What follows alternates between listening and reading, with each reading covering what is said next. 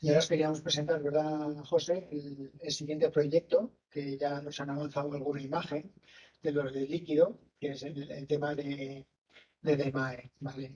Nos lo va a presentar José también como responsable de negocio y tenemos la suerte también de contar con David Julio, que es compañero de Borja y de Álvaro y de Imanol y forman parte del equipo de ella. Bueno, pues Naya de Mar es un nuevo reto, pero bueno, pues también una nueva ilusión, ¿no? Es un otro proyecto con el cual estamos pues tremendamente ilusionados, que bueno, pues creo que es más complejo que Naya retinopatía diabética, pero bueno, que creo que los beneficios que nos puede aportar pues son increíbles, ¿no? Yo simplemente voy a introducir un poco brevemente lo que es la DMAE, la degeneración macular asociada a la edad, y cuáles son un poco nuestras necesidades en esta enfermedad. Y luego David pues explicará un poquito la parte más técnica de Naya DMAE.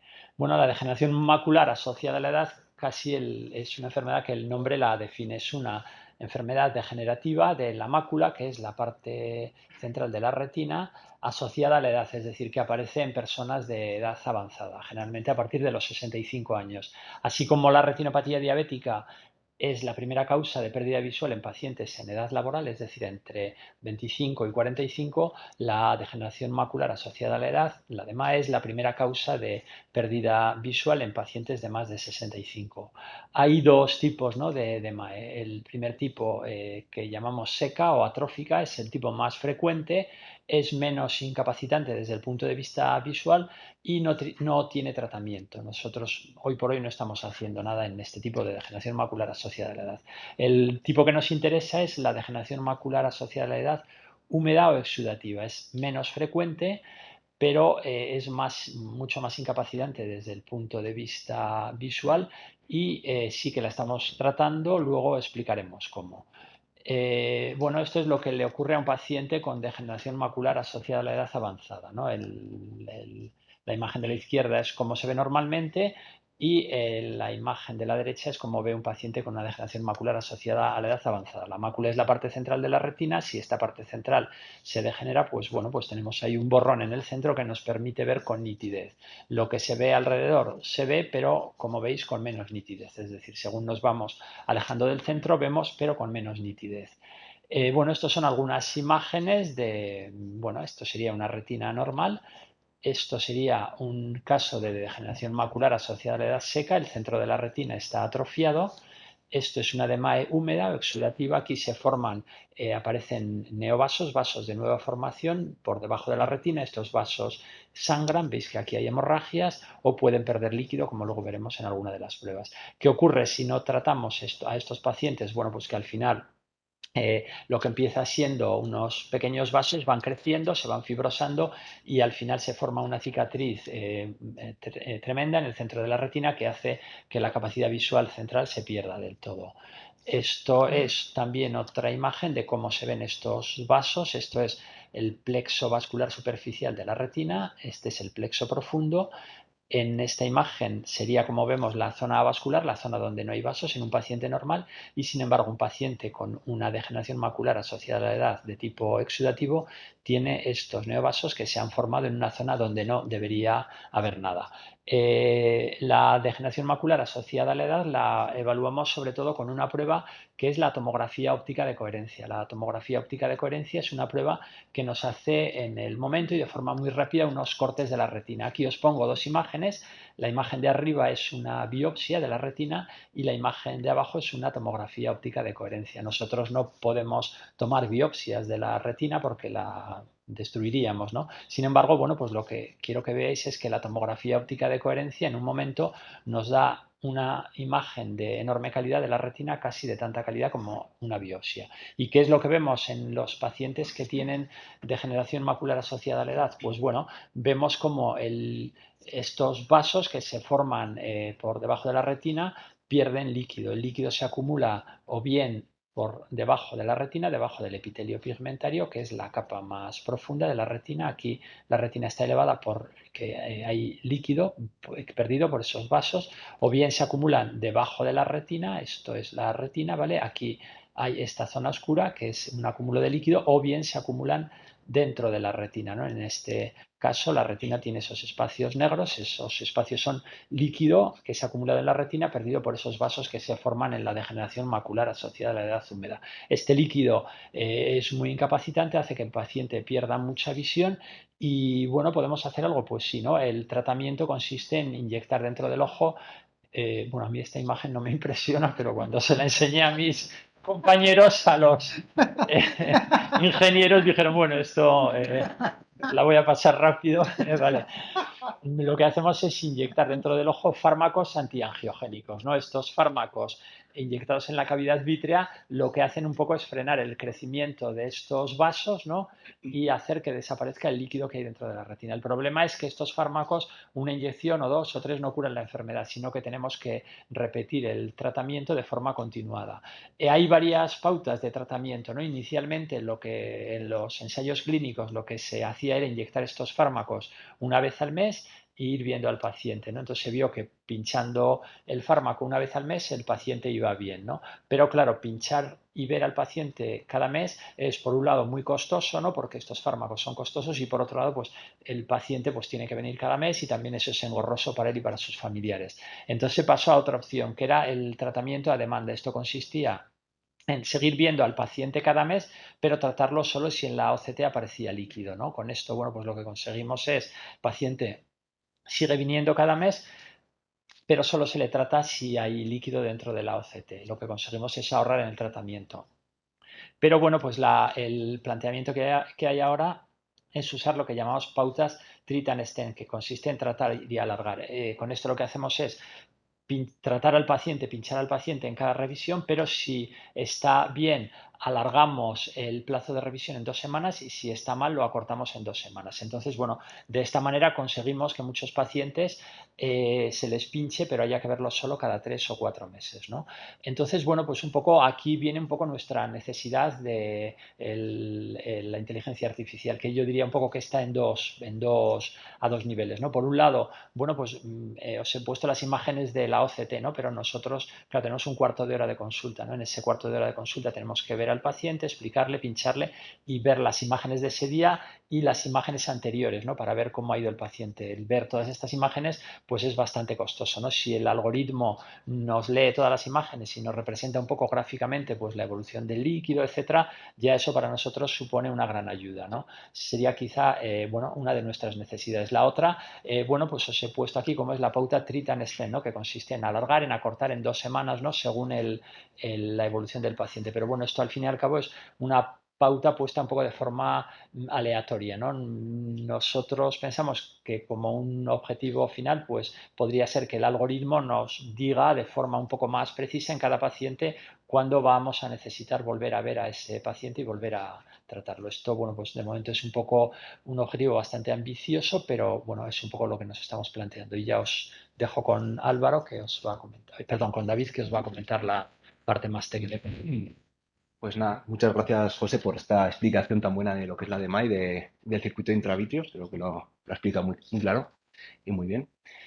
Entonces, nada, José lanzó una petición en la que se pedía cómo se podía, a través de inteligencia artificial, personalizar el tratamiento del circuito de intravitreos, ¿no? Esto nos llegó a nosotros y una vez recibido, tras esta petición, se abrió un estudio de viabilidad en el que trabajamos nosotros. Bueno, quiero mostrar en esta presentación un poco todo lo que ha sido la vida desde el comienzo hasta que el producto ha llegado a producción o va a llegar a producción, pero me gustaría dar visibilidad a todos aquellos trabajos que hemos realizado y que algunos pues, han sido infructuosos, otros han ido muy bien, pero habría que ver todos. Además, mencionar que en este estudio de viabilidad trabajamos nosotros, pero también otros equipos nos hemos apoyado en ellos. Por ejemplo, Imagen Digital nos garantizó que las imágenes las pruebas estaban digitalizadas, que iban a estar accesibles mediante el PACS. Y pues HCI nos dijo en qué ficha teníamos que buscar la información para poder hacer las diferentes pruebas de concepto, etcétera, etcétera. Pero nosotros en el estudio de viabilidad hicimos un estudio del estado del arte en el que vimos que había dos campos de investigación bastante fuertes y en el que había publicaciones al respecto. El primero de ellos era la predicción de la agudeza visual en las semanas futuras a la visita del paciente a consulta. o la necesidad del tratamiento en futuras semanas. Hay diferentes papers, he puesto ahí las referencias por si queréis, luego se quieren ver. Además, se trabajaba en la generación de biomarcadores, tipo medición del grosor de la retina o el volumen de los líquidos que nos ha mencionado, los líquidos patológicos que nos ha mencionado José. Pero además nos preguntamos si existían productos comerciales que ya resolviesen el problema, ¿no? Que nos pudiesen ayudar. En el momento que lanzamos el proyecto, pues no lo sabía. Era agosto de 2020 y no lo sabía. En la actualidad hemos visto que hay 3 productos comerciales que no se comercializan todavía. Se llaman Retina AI, Retina Sight y Notal OST Analyzer. Van muy en la dirección en la que estamos trabajando nosotros, que es la generación de esos biomarcadores, que es el volumen de líquido que tiene el paciente de cada uno de los líquidos. Y los 2 primeros son productos software y Notal OCT Analyzer es un producto software que lleva acoplado el hardware, va todo en uno, ¿vale? Y sobre estos productos pues tenemos una información limitada sobre las integraciones que se pueden hacer con ellos, los informes que generan o si es posible registrar el evolutivo del paciente para poder tratar un poco de forma personalizada al paciente. Y bueno, tras realizar ese estudio del arte, del estado del arte, dijimos, bueno, pero ¿cómo es nuestra consulta, ¿no? ¿Qué es lo que tenemos y qué podemos aplicar de lo que hemos visto en el estado del arte a nuestro caso?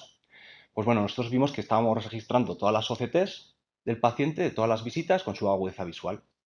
Se basan también en la agudeza visual para ver cómo es un poco la progresión del paciente. Y en base a todo esto, por la pauta que se sigue, sabemos que tratan siempre, pero lo que se personaliza o se modifica es cuándo va a ser la siguiente visita, ¿no? Entonces vimos que ahí pues, podía ser, a partir de predecir la agudeza visual en siguientes visitas, un poco como el médico podía personalizar el tratamiento, ¿no? Y por ello emprendimos pues 2 trabajos, uno de ellos dos pruebas de concepto, ¿vale? Que consistían en predecir la agudeza visual en 2, 4, 6, 8 semanas después de la consulta, de forma que el paciente podía ver un poco la evolución que iba a seguir ese paciente en términos de visión y decidir así si podía alargar más o menos la siguiente visita. O predecir la tendencia de la agudeza visual, es decir, va a mejorar o va a empeorar o qué va a pasar con este paciente en las siguientes semanas. Y en base a eso, pues tomar una decisión más informada. Bueno, pues la conclusión de estos trabajos, de estas pruebas de concepto, fue que no se obtuvieron buenos resultados predictivos. Posibles causas, pues que no teníamos una calidad suficiente del dato, partíamos de datos que no eran estructurados, teníamos bastante incertidumbre ahí. Luego, las publicaciones que había al respecto de la predicción de la agudeza visual en futuras semanas, pues estaban en entornos muy controlados de laboratorio, donde se lleva al paciente exactamente en 4 semanas, en 6 semanas. En consulta eso es inviable, o sea, por problemas de agenda, por problemas de que el paciente padece una enfermedad, no puede asistir y se le modifica la visita, pues teníamos una gran variabilidad. Eso se traducía en que teníamos un volumen insuficiente de datos. Pues eso es lo que nosotros creíamos. Además, vimos que en algunas publicaciones se establecía como el grosor de la retina o, mejor aún, el volumen de los líquidos era un buen predictor de la agudeza visual en el futuro. Es decir, podíamos utilizar esto para predecir la agudeza visual. Nos pareció buena idea pues, generar estos biomarcadores primero para poder abordar el problema de la predicción de la agudeza visual. Pero la incertidumbre aún y todo era grande y mucho trabajo por delante, ¿no? Entonces pensamos, ¿y si solamente los biomarcadores aportan algo clínicamente? ¿Podríamos primero abordar esto y luego a posteriori tratar de resolver el tema de la predicción de la agudeza visual o personalizar más la visita, proponer una cita al profesional? Bueno, pues para ello analizamos un poco el problema que había y vimos que el profesional tenía muchísima información que procesar. Tiene una tomografía óptica de coherencia de la visita actual con 25 cortes. Aquí la vemos pasar rápidamente y es un ojo sano. Pero si se presentan patologías, pues hay que analizar con más detenimiento y mucha información. Además, es difícil cuantificar el cambio. Es decir, tenemos 2 visitas secuenciales de un paciente y es difícil saber cuánto, o sea, podemos decir cualitativamente si está uno mejor que otro, si ha ido hacia mejor o hacia peor, pero decir cuánto ha empeorado es complicado, ¿no? Es algo que una persona es muy difícil que lo diga, a no ser que se pase a medir a mano y que llevaría muchísimo trabajo.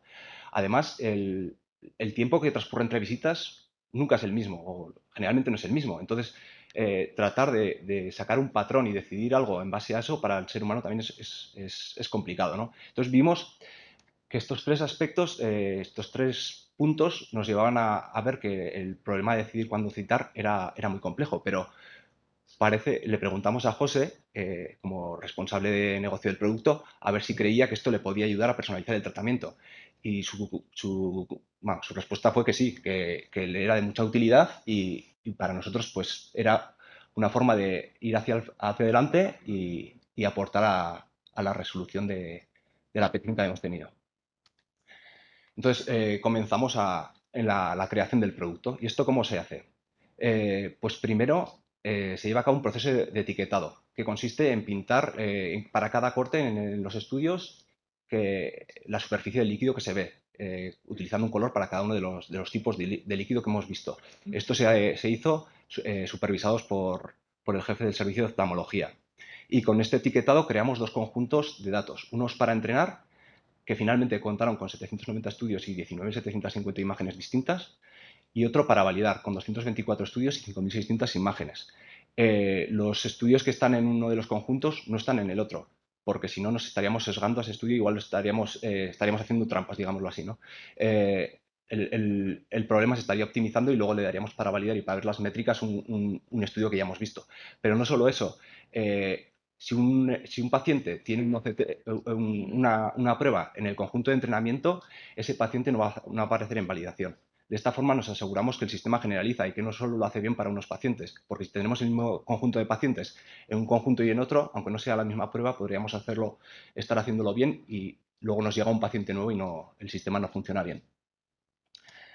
Vale, y una vez que tenemos un modelo entrenado y que es capaz de segmentar, es decir, de pintar en cada uno de los cortes los líquidos que hay, que se llama segmentación semántica, lo que podemos hacer es generar los biomarcadores. A partir de esas máscaras y la información contenida en el estudio DICOM, somos capaces de calcular el volumen por líquido. Es decir, ya hemos resuelto dos de los puntos que decíamos anteriormente que queríamos mejorar.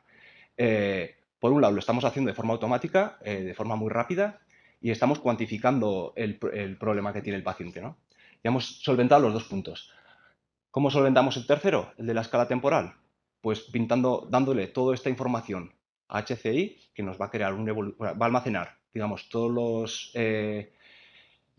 los biomarcadores en la base de datos y nos va a crear una gráfica en la que el eje X es el espacio temporal. De esta forma podemos ver cómo es la progresión del paciente y, por ejemplo, podemos ver, en esta visita podríamos decir que ha habido un aumento de líquido subretiniano, ver si este evento se ha producido en el pasado y cómo ha evolucionado este paciente a posteriori. Y podríamos tomar la decisión en este punto de igual alargar más de lo que se le alargó en la siguiente visita, porque fue bien.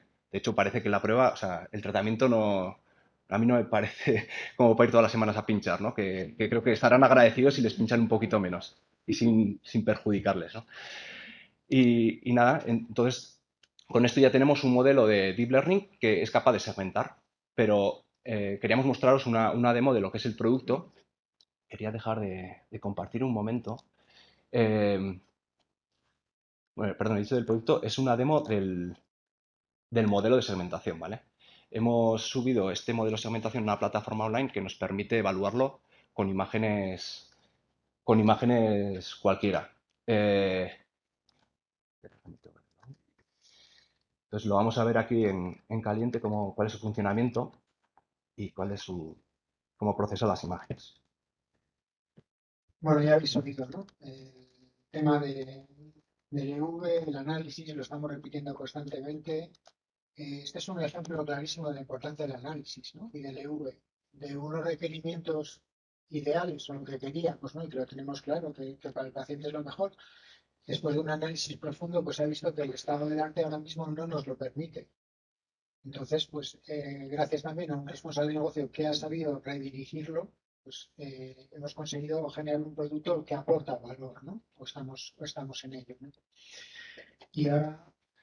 Sí, bueno, estos son ejemplos que no son imágenes navarras, ¿vale? Ya hemos visto que los datasets los habíamos generado con imágenes navarras.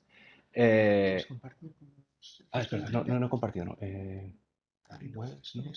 Compartir. Explica. Vale.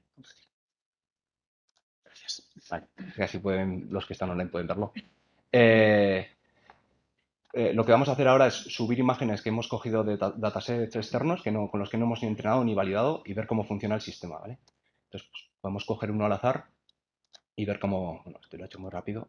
Bueno, vemos cómo funciona, ¿no? Cómo segmenta y cómo nos marca cada uno de los líquidos. En este caso, pues nos está marcando aquí líquido subretiniano, un poquito también aquí, otro poco de desprendimiento del epitelio. Aquí nos está marcando un desprendimiento del epitelio pigmentario y todo este volumen es el que tendría líquido ahí debajo. Vale, vemos que es muy rápido aquí. Es algo que hemos optimizado mucho en nuestros sistemas. Bueno, que tengáis en cuenta que esto es un corte, que va a evaluar los 25 cortes y los 2 ojos. En producción hemos llegado a analizar un OCT en unos 14 segundos, pero los primeros modelos que sacamos, que eran muy buenos, muy potentes, llegaban a tardar 1,5 minutos por ojo, o sea, por OCT. Entonces, claro, esto no es produccionalizable porque estamos en un caso en el que tienes al paciente en consulta, estás en tiempo real, quieres obtener una respuesta rápida, en 15 minutos tienen que tomar la decisión, pincharlo y despacharlo. Tenemos que ser muy ágiles y curarnos en salud y que la respuesta del sistema fuese mucho antes de esos 15 minutos que está el paciente en consulta. Entonces, nos llevamos un trabajo en coger los modelos que funcionaban bien, pero que a la vez eran ligeros. O sea, hay que llegar a una solución de compromiso, ¿no? No vale todo obtener una buena métrica porque igual luego no vale para un entorno de producción. Entonces, nada, esto es un poco lo que queríamos enseñaros, la demo, y nada, deciros que si tenéis cualquier petición, sugerencia, además, que eso las podéis analizar a través de Javier. Estoy encantado de gracias.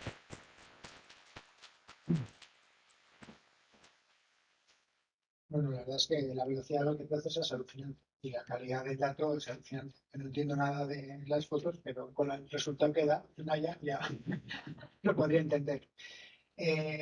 Hay un tema que se ha hablado aquí, que ha dicho Borja también, y es el tema de la homogeneidad, ¿no? Y del tema, por ejemplo, del circuito, las imágenes.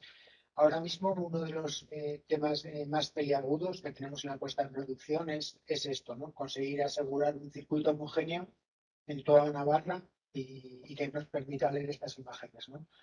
Y quería resaltar ahora pues, el trabajo que están haciendo los gestores, ¿no? Tanto Jerónimo como Aris, para intentar ayudarnos a salud a ordenar esto y poder llevarlo. Porque si no, no seremos capaces, aunque lo tengamos y funcione tan bien como lo habéis visto, se quedará en el armario, ¿no? Entonces, los retos que tenemos de gestión y de coordinación por delante pues son muy importantes y aunque parezca una cosa menor, al final nos condicionan todo, ¿no? Desde las TIC lo sabemos muy bien.